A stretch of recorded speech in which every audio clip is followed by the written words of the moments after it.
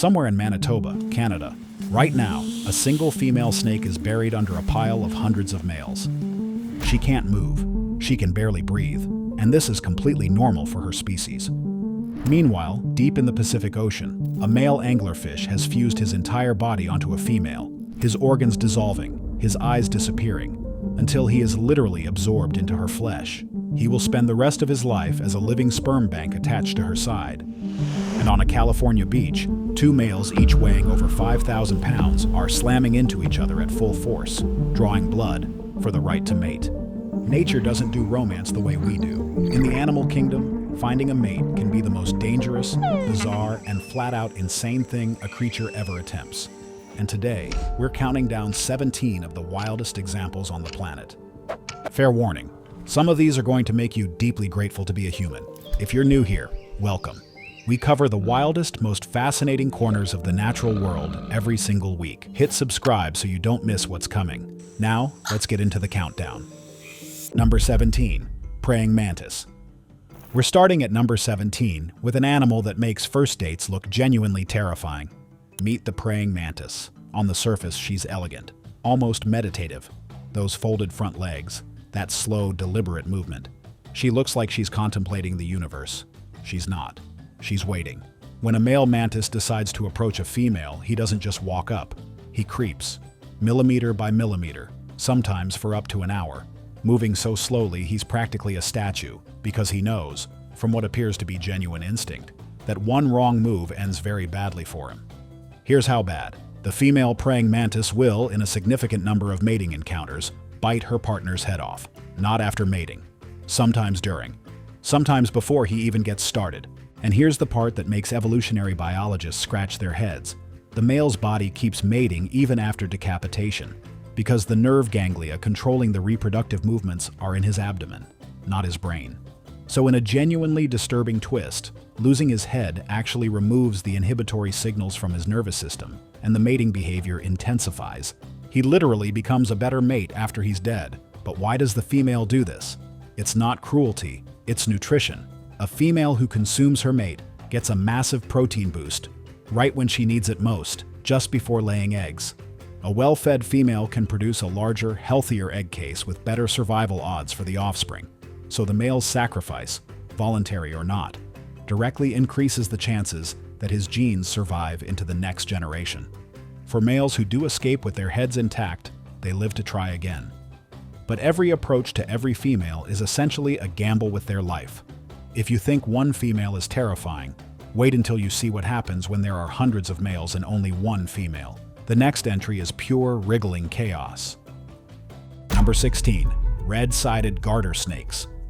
Every spring, something happens in Manitoba, Canada, that looks like a scene from a horror movie.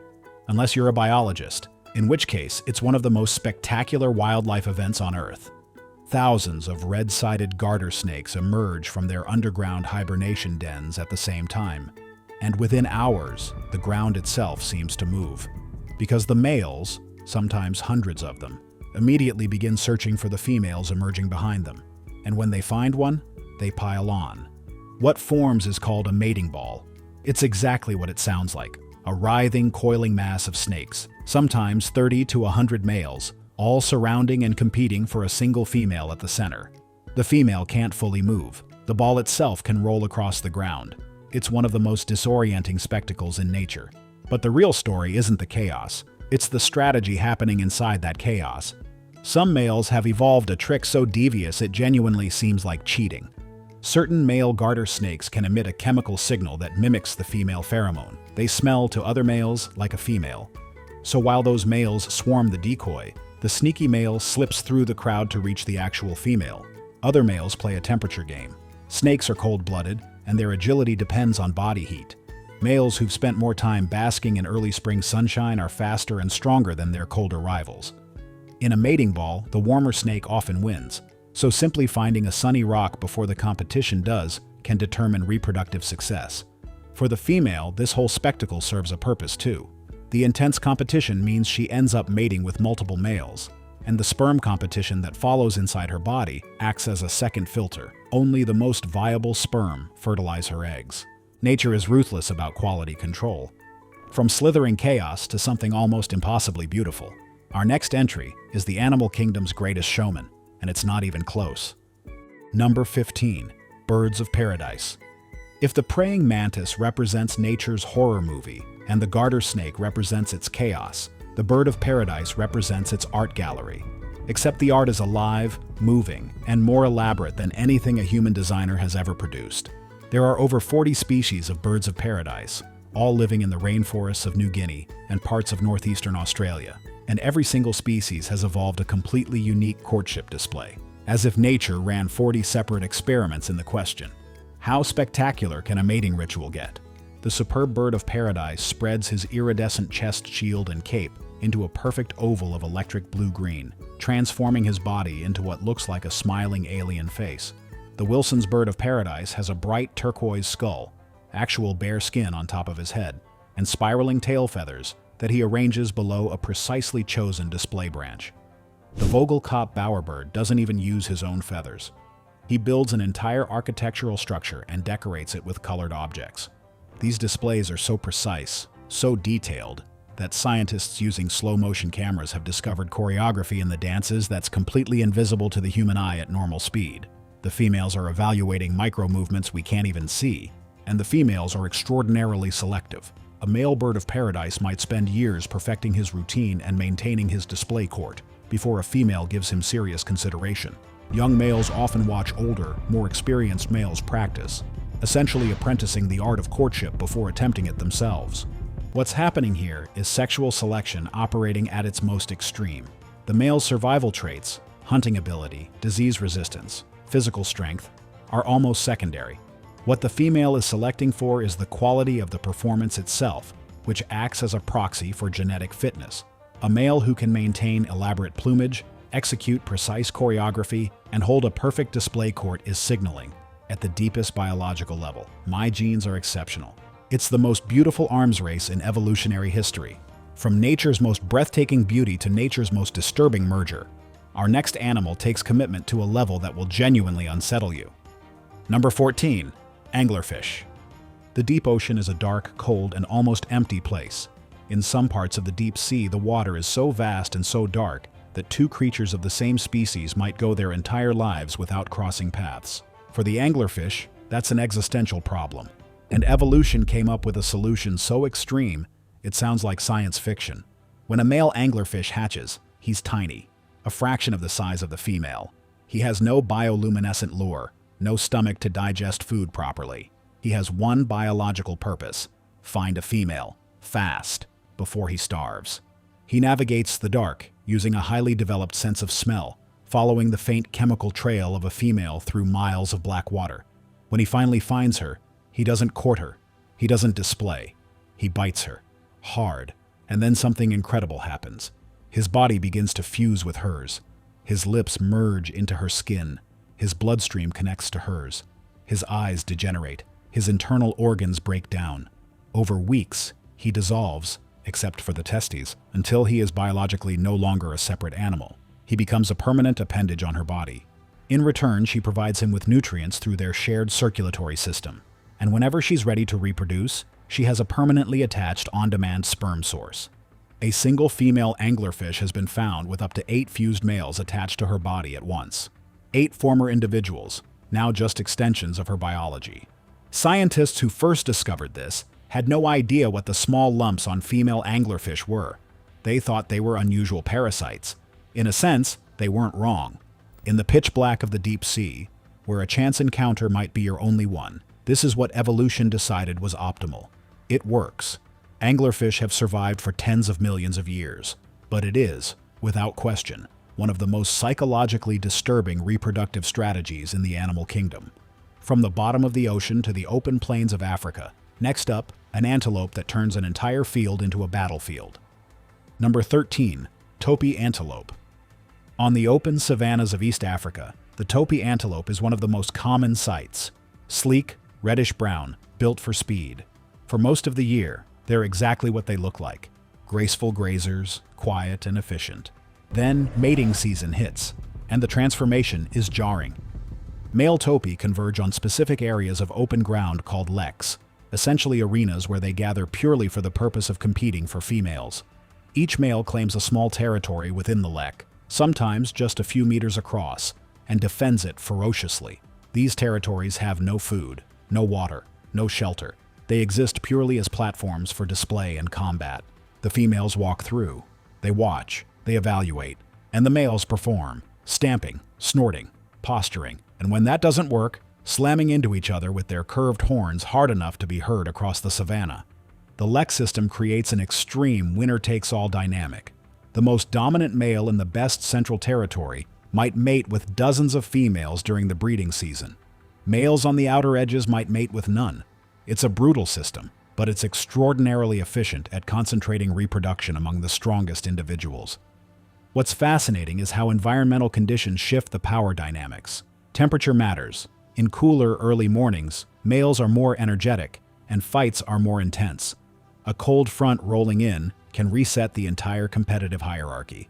Droughts that reduce grass quality affect which males have the physical reserves to sustain prolonged competition. And female Topi aren't passive spectators. Research has shown they actively encourage males to fight each other by giving false alarm signals, mimicking the warning call for predators. When a male she doesn't prefer tries to mate with her, the male stops, looks around for the threat, and in that moment, the female moves toward a male she actually wants. She is, in the most literal sense, playing them. From battles of brute strength to a completely different kind of competition. Our next entry wins mates with one arm. One very, very large arm. Real quick, if you're enjoying this, smash that like button right now. It takes 1 second and it genuinely helps this video reach more people who'd love this stuff. Okay, back to the countdown. Number 12. Fiddler crabs.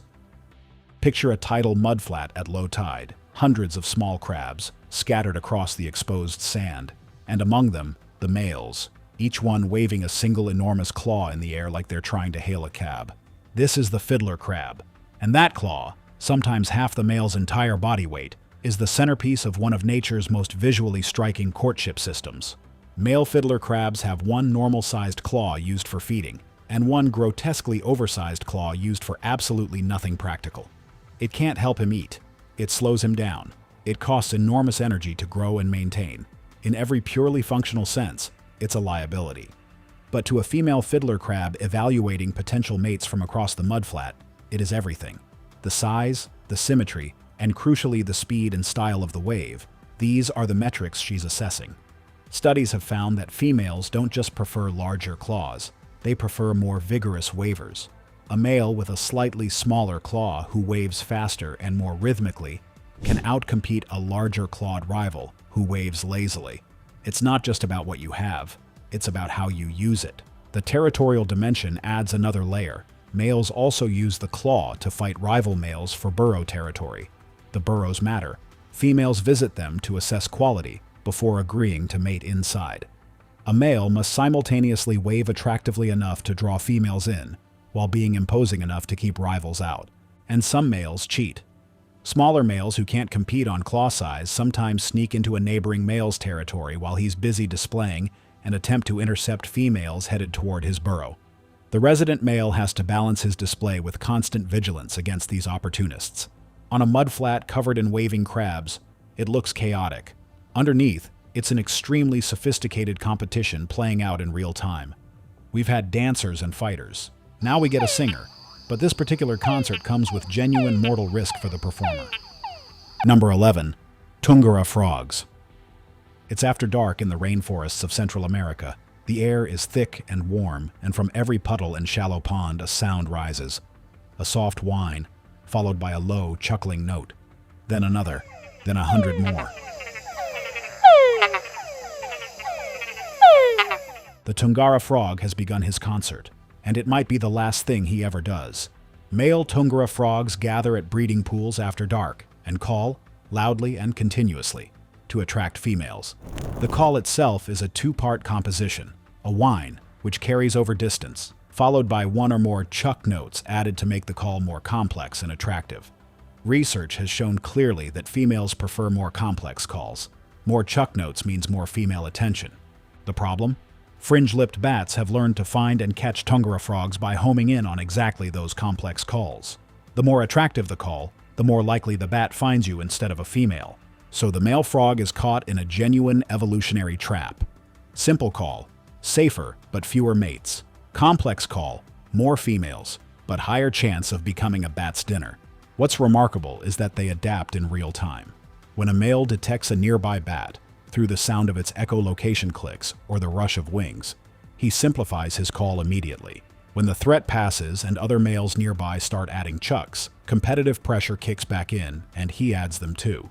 He is running a live cost-benefit calculation every few seconds, adjusting the complexity of his song based on who's listening, potential mates, or potential predators. Environmental factors shape the entire soundscape. Dense vegetation changes how sound travels. Water temperature affects call rate. The presence of other calling males changes competitive pressure. Each frog's nightly performance is a dynamic response to dozens of variables simultaneously. It's not just a love song. It's a survival calculation set to music. From a frog performing for his life, to a spider smaller than your thumbnail, who performs a dance so perfect, one wrong step means death. Number 10. Peacock spiders. The peacock spider is about the size of a pencil eraser. You could walk past 100 of them and never notice a single one. But put one under a macro lens and you're looking at one of the most extraordinary courtship performances in the entire animal kingdom, and one of the highest stakes ones.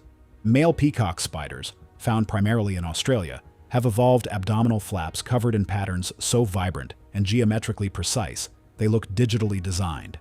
Deep reds, electric blues, iridescent greens arranged in concentric patterns. When the male begins his courtship display, he raises this flap like a flag, lifts his third pair of legs in the air, and begins to dance. And it's not a simple side-to-side shuffle.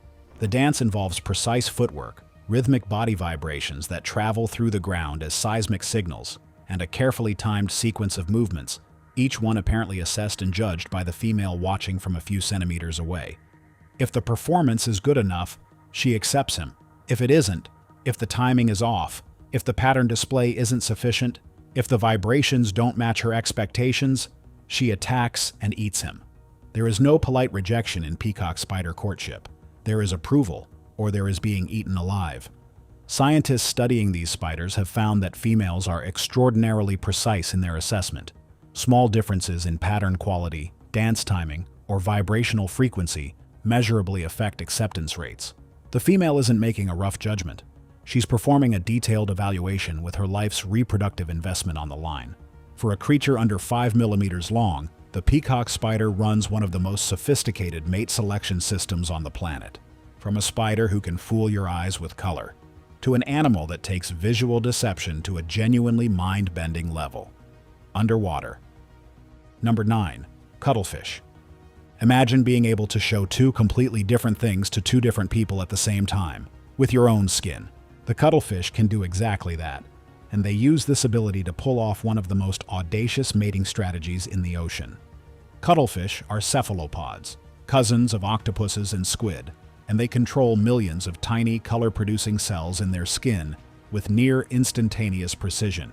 This gives them the ability to produce patterns, pulses, and textures across their entire body simultaneously. They use it for camouflage, they use it for communication, and they use it for deception. Here's the trick that makes biologists genuinely laugh with disbelief. A male cuttlefish positioned between a female and a rival male can display male courtship patterns on the side of his body facing the female, while simultaneously displaying female coloration on the side facing the rival.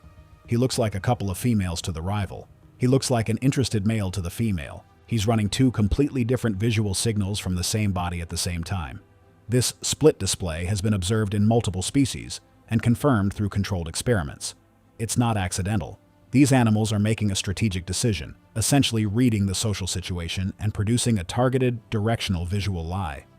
Larger males often control access to females through direct competition. Smaller males who can't win a fight use the split display to slip past larger rivals undetected and access females while the dominant male is distracted. It's brains over brawn, and it works. The cuttlefish doesn't just adapt its appearance, it adapts its deception to the specific individuals around it in real time, which, when you think about it, puts their social intelligence in some remarkably distinguished company. From cunning deception in the deep to sheer overwhelming force on the beach, our next animal doesn't bother with tricks. It just brings 5,000 pounds of muscle. Number 8. Elephant seals. Every winter, the beaches of California and Baja California transform into something that looks less like a nature reserve and more like a medieval battlefield. The elephant seals have arrived. Adult male elephant seals, called bulls, are among the most imposing animals on the planet. They can weigh over 5,000 pounds. Their inflatable trunk-like noses amplify their roars into sounds you feel in your chest from 50 meters away. And when breeding season begins, these animals dedicate themselves entirely to one goal: establishing dominance over a stretch of beach and the females on it. The fights between bulls are not posturing. They are full-contact collisions between animals the size of small cars.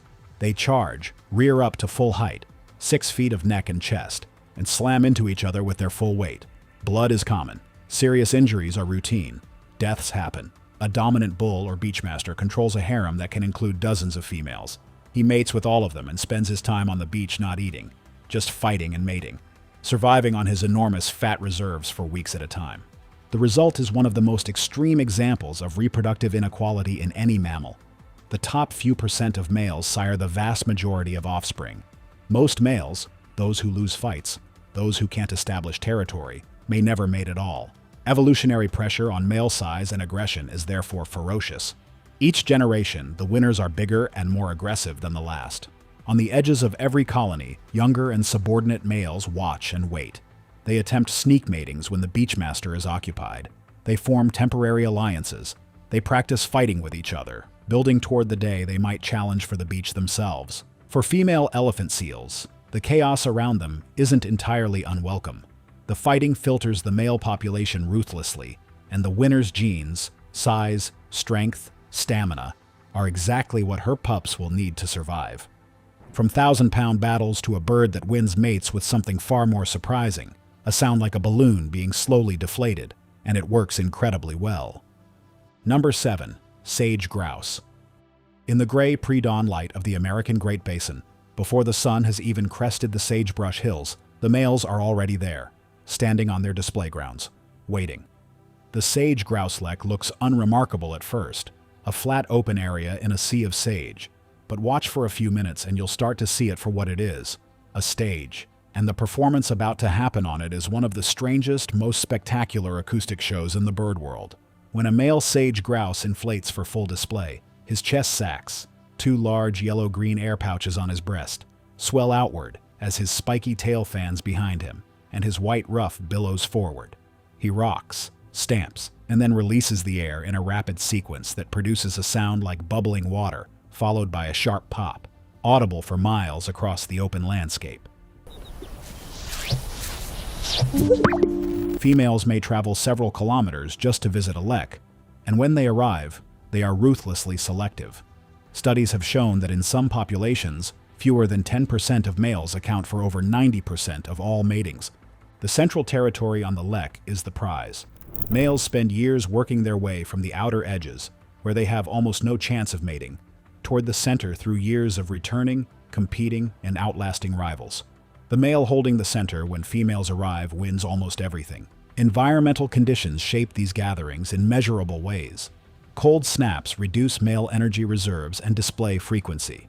Drought years shrink the number of participants. Predators on the lek perimeter, coyotes, raptors, force males to balance display intensity against personal survival. The sage grouse is also an indicator species. Because their lek sites are so specific and their habitat requirements so particular, declining lek attendance is one of the earliest signals of broader ecosystem stress.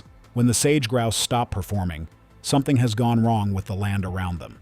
They are, in a very real sense, the canary in the sagebrush. From performers to architects, our next bird doesn't try to impress with feathers or sound. He builds, and what he builds is extraordinary. Number 6. Bowerbirds. Most animals trying to impress a mate use their bodies, their feathers, their size, their strength, their voice. The bowerbird looked at all of those options and chose a different path entirely. He builds.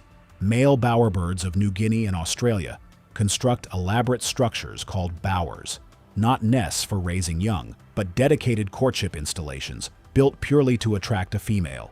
Depending on the species, These can be avenue bowers, two parallel walls of sticks forming a corridor, decorated at both ends with colored objects.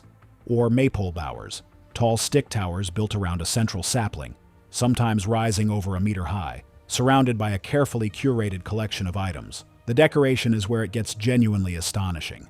Male bowerbirds collect objects specifically for their color. Blue is particularly prized for many species. Berries, flowers, beetle wings, shells, feathers, pieces of glass, bottle caps, pens, even playing cards. Anything blue the male finds, evaluates, and places. And the placement is not random. Research has found that males arrange objects in patterns that create a forced perspective effect, with smaller objects near the entrance and larger objects farther away. That makes the bower appear larger than it is when viewed from the female's position at the entrance. The bird is deliberately engineering an optical illusion. Females visit multiple bowers before making a choice. They inspect construction quality, evaluate the decoration, and watch the males display dance inside the bower itself. Males who are rejected will sometimes steal decorations from rival bowers, particularly prized blue objects, or even damage a competitor's structure while he's away. The intelligence required to do all of this, plan construction, curate a collection, maintain a space, recognize and counter competitor sabotage, puts bowerbirds in the same cognitive conversation as primates. They are the only animals besides humans known to build structures specifically to influence the aesthetic judgment of another individual. Subscribers pick. Speaking of unusual combinations, you in the comments have been asking some genuinely wild questions, and one of them stopped me cold.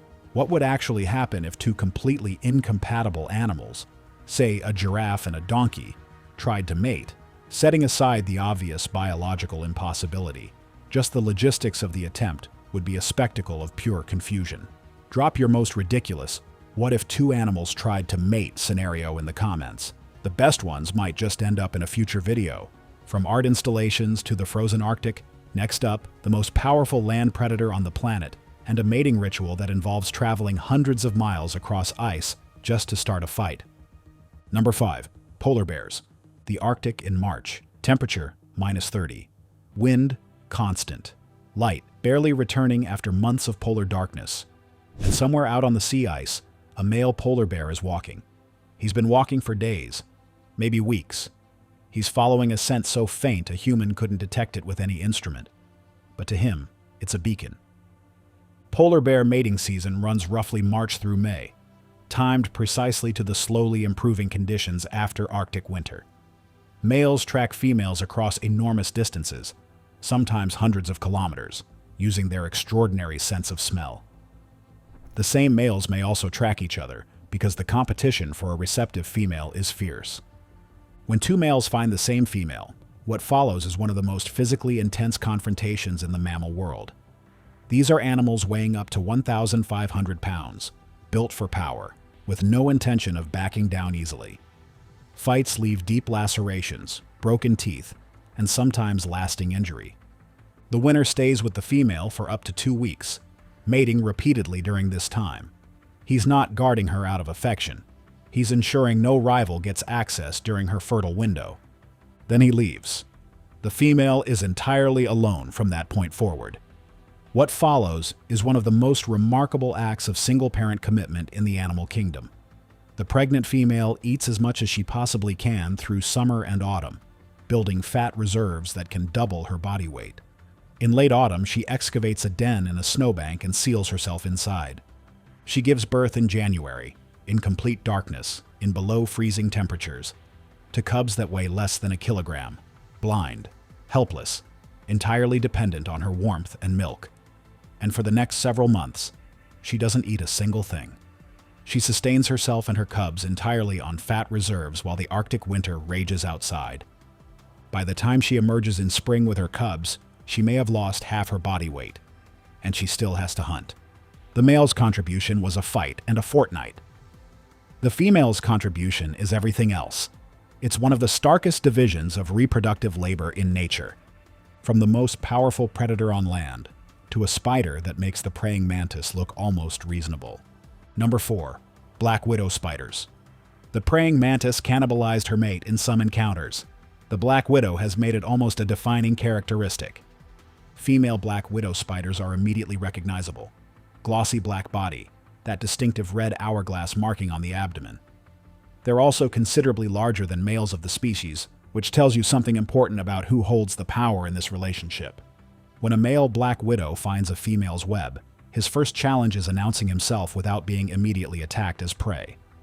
He does this by vibrating the web, a specific pattern that communicates, "I am a male of your species, please don't eat me yet." He may also cut sections of the web and wrap them up, a behavior thought to dampen the female's predatory response. Then comes the actual mating, and this is where things get dark.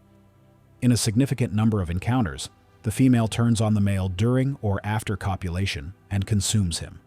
The male, rather than fighting back, often allows this to happen. Some males have been observed actually moving toward the female's mouthparts during mating, seemingly facilitating his own consumption. The evolutionary logic follows the mantis pattern. A male who is eaten provides direct nutrition that fuels egg production. His sacrifice increases the survival odds of his offspring. In environments where food is scarce, this trade-off makes brutal genetic sense. Males who do escape survive to attempt mating again, but they appear to have reduced success in subsequent matings, possibly because they produce less sperm after the first encounter. The optimal male black widow strategy, from a purely genetic standpoint, might genuinely be to get eaten.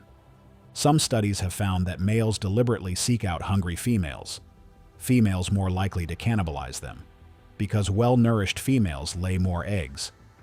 He is, in some calculable sense, choosing the female most likely to kill him because she's the one most likely to successfully raise his offspring. It's a reproductive strategy that requires you to completely abandon any instinct for self-preservation. And some of these spiders appear to have done exactly that. From a spider who courts at web speed to birds who court at 200 miles per hour, literally. Number 3 takes this into the sky. We are in the top 3 now, and trust me, the best entries are still coming. If you've made it this far, you clearly love this stuff. Make sure you're subscribed so you catch our next video the moment it drops. Now let's finish this countdown. Number 3, Peregrine falcons. The peregrine falcon is the fastest animal on the planet. In a hunting stoop, a dive from altitude, it reaches speeds exceeding 200 miles per hour. It's a biological weapon shaped by millions of years of refinement into something close to perfect. When it comes to finding a mate, the peregrine doesn't slow down. Peregrine courtship begins with aerial displays over their nesting territory, typically a cliff face, a tall building, or a bridge tower. The male performs high-speed passes, dives, and rolls near the female, demonstrating his aerial precision. The female watches, and then, when she's ready to assess him seriously, she does something remarkable. She rolls over in midair and flies upside down beneath him, her talons extended toward his. He drops prey from his feet. She catches it in hers before it falls, in midair, at speed.